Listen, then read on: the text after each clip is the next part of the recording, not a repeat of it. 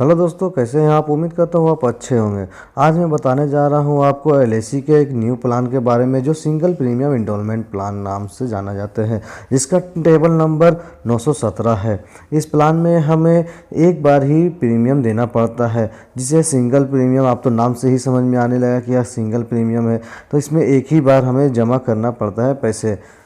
काफ़ी बार आपने सुने ही होंगे कि बैंक में एक बार जो सिंगल प्रीमियम के हिसाब के जो एफडी कराते हैं, पैसे फिक्स डिपॉजिट हमने कराते हैं, तो उसमें हम जो एक बार पैसे को अपने फिक्स डिपॉजिट के तौर पर जमा कर देते हैं। वो कितने समय के लिए जमा करते हैं, ये चाहे वो 1 साल हो, 2 साल हो, चाहे 3 साल हो, 5 साल हो, तो उस दौरान हमें सारा इंटरेस्ट के साथ हमें पैसे लौटा दिया जाता है। इसी तरह एलआईसी में भी है जो सिंगल प्रीमियम प्लान है, इसमें हमें जो पैसे जमा करते हैं वो हो जाता है। हमें मैच्योरिटी पर अमाउंट जो मिलता है उसमें जो हमें फिक्स डिपॉजिट में हमें इसमें रिस्क कवर हमारे साथ मिलता है। तो इसमें हमें fix deposit plus insurance cover भी रहता है इस प्लान में। तो हम अगर चाहे कि बैंक में जो हमने फिक्स किया उसमें सब कुछ तो रहता है, पर हमारे रिस्क कवर नहीं होते हैं।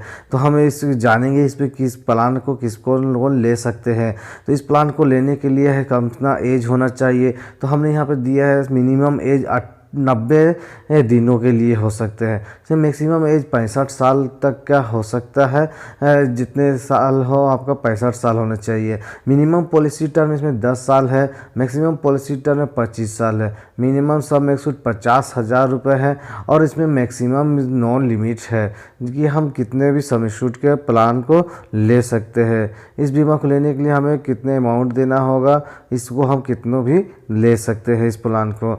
तो हम आइए एक एग्जांपल लेकर समझेंगे कि इस केस में हम क्या जमा करते हैं, क्या पाते हैं, कितना एज होना चाहिए हमारा। तो इस प्लान सबसे पहले हम देखते हैं कि हमारे बच्चे का जो हम एज लेते हैं वो 1 साल का है और उसके पॉलिसी टर्म में हमने 25 साल का दे दिया है। और हम इसमें क्या सम एश्योर्ड लेना चाहते हैं, तो हम इसमें जो भी सम एश्योर्ड लेना चाहते हैं 5 लाख, 10 लाख, 20 लाख जितने, तो हमने इस प्लान में सम एश्योर्ड 10 लाख का ही लिया है। जिसमें कि हम देखते हैं कि जो एज हुआ है बच्चे का वो 1 साल है। तो बच्चे का एज 1 साल है, तो इसका जब मैच्योरिटी एज हो जाएगा तो कितना होगा। टोटल पेड प्रीमियम एक बार कितने दे रहे हैं, तो हम यहाँ पर 4,51,701 रुपया दे रहे हैं। और मैच्योरिटी एज है उनका हो जाता है 26 साल। तो 26 साल होने के लिए हमें 25 साल कम से कम वेट तो करना ही होगा। तो हमें 25 साल वेट करना होगा कि मैच्योरिटी अमाउंट लेने के लिए। तो जब हमारा मैच्योरिटी अमाउंट का समय जब हो जाएगा 25 साल पूरे होने के बाद, जब हमारा 26 साल पूरे हो जाएंगे, हमारे बच्चे का 26 साल जब हो जाता है तब हमें मैच्योरिटी अमाउंट मिलता है। तो इसमें हमारा जब मैच्योरिटी जब होता है तो हमें मैच्योरिटी अमाउंट कुछ इस प्रकार मिलते हैं, जो 26,50,000 रुपये हमें मैच्योरिटी अमाउंट पूरा मिल जाता है। तो अगर हम चाहेंगे क्या इसमें क्या क्या बेनिफिट से हमें मिलता है, तो भी हम आपको ये बता सकते हैं। तो देखिए इसमें हाँ सम एश्योर्ड 10 लाख रुपया है, बोनस 12 लाख रुपये हमें मिल रहे हैं और फाइनल एडिशनल बोनस भी हमें इसमें 4,50,000 रुपये का फाइनल एडिशनल बोनस मिले हैं। तो हमें इसमें क्या जमा करते हैं, क्या हमने इसमें पॉलिसी में कितना जमा किया है, ये है और कितना हमें मिल रहा है। तो हम इस पॉलिसी में आप देख सकते हैं यहाँ 4,51,701 रुपया जो हमने सिंगल इंस्टॉलमेंट प्लान के लिए जो दिया है वो एक बार यही अमाउंट दिया है। तो आइए हम इस केस में देखते हैं कि अगर हम इस केस में अगर किसी तरह पॉलिसी होल्डर का डेथ हो जाता है तो इस केस में क्या होता है। तो सबसे पहले हम जानेंगे कि ये कितने साल में डेथ होता है, क्या होता है। तो इस प्लान में जो भी है तो कौन से इसमें जो रिस्क कवर है वो क्या है, इसके बारे हम देखते हैं। तो मैच्योरिटी हमारा 26 साल में होता है। तो अगर इसी दौरान अगर बीच में अगर डेथ हो जाता है, जब पॉलिसी होल्डर का एज 10 साल है, इसका क्या डेथ बेनिफिट्स है वो देखें। तो इसमें sum assured plus bonus plus final additional bonus वो मिल जाता है। जितने साल चला है उसका बोनस मिलते हैं। इसमें 10 लाख का सम एश्योर्ड है, 5,10,000 रुपये बोनस है, फिर फाइनल एडिशनल बोनस 15 लाख 10,000 रुपये है।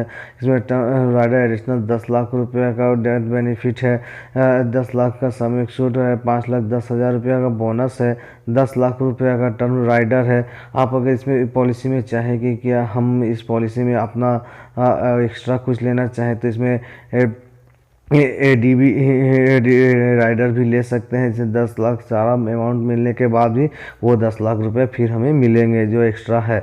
तो इसमें है death of commercial of risk cover. क्या जान इसमें लोग जाने जाते हैं कि कब से हमारा रिस्क कवर चालू हो जाता है। तो जब बच्चे का 8 साल हो जाता है तब ये रिस्क कवर चालू हो जाता है।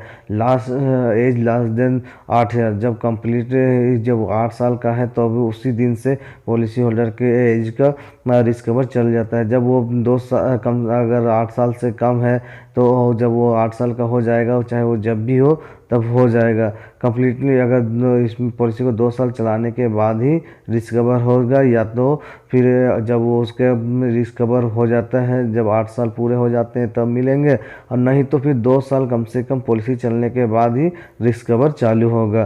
फिर कॉमन रिस्क में इसमें रिटर्न ऑफ अगर इससे बीच अगर पहले अगर डेथ हो जाते हैं बच्चा का तो उसमें मिलेंगे जो भी हमने जमा किए हैं उसके अकॉर्डिंग के हिसाब से वो सारा पैसा मिलेंगे, प्लस GST हटाकर जितने भी हमने जमा किए हैं उस अमाउंट को बोनस के तौर पे दे दिए जाएंगे।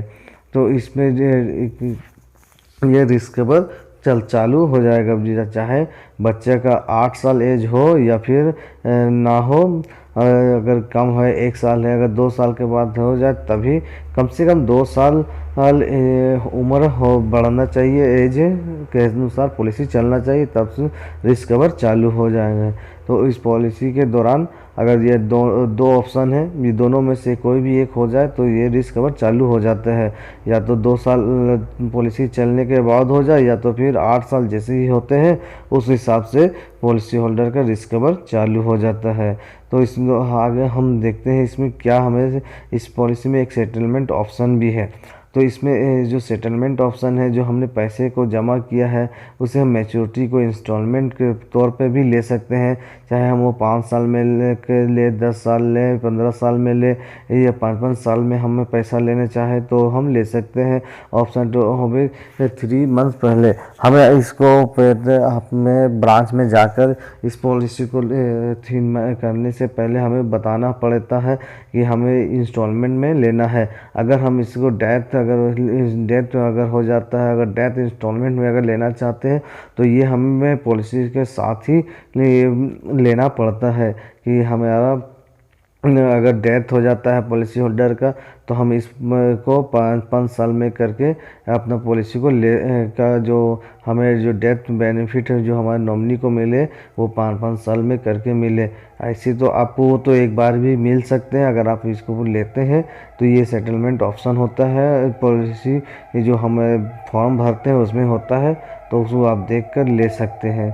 तो उसके बाद आपका ये चालू हो जाएगा। लेकिन आपको अगर 5 साल 10 साल 15 साल में करके लेना है, अगर मैच्योरिटी अमाउंट लेना है तो आपको ये 3 महीने पहले बताना पड़ेगा, तभी आपको ये मिलना शुरू होगा। तो उसमें आप जाने की क्या इसमें अदर क्या क्या बेनिफिट है, तो आज अब मैं वो भी आपको बताने जा रहा हूँ। इसमें क्या है अदर बेनिफिट है, इसमें एक्सीडेंटल राइडर्स है, एडिशनल जो भी है आपको दिखते हैं इसमें टर्म राइडर, इंश्योरेंस राइडर है, हेवी राइडर्स है, काफ़ी मैंने आपको बता दिया। एक्सीडेंट डेथ राइडर है, उस आगे भी बता दिया थे हमने कि इसमें क्या क्या राइडर के बेनिफिट है, वो तो आपको दिखा ही दिए है। इसमें हम लोन का भी बेनिफिट्स है, हम इसमें 2 साल के बाद लोन ले सकते हैं, 1 साल के बाद भी इस प्लान में हम ले सकते हैं। इससे सरेंडर हम 1 साल के अंदर भी कर सकते हैं, जबकि हमें जो हो तो ये हमें काट छाट के मिल सकता है, बट आफ्टर 2 ईयर्स की बात करें तो ज़्यादा बढ़िया रहते हैं। हाँ, इसमें tax benefits death and maturity tax free है। इसमें आपको मैच्योरिटी का भी जो टैक्स बोलते हैं कि टैक्स कटेगा वो सब कुछ नहीं होता है, इसमें आपका टैक्स फ्री है। इस पॉलिसी में टैक्स फ्री है। तो अगर आपको पॉलिसी अच्छे का बारे में जानने में अच्छा है तो आप हमारे चैनल को सब्सक्राइब करें, लाइक करें, बेल आइकन बटन दबाएं और आगे बढ़ाएं। और हमारे चैनल को सबसे आगे देखने के लिए ये बेल आइकन बटन दबाएं।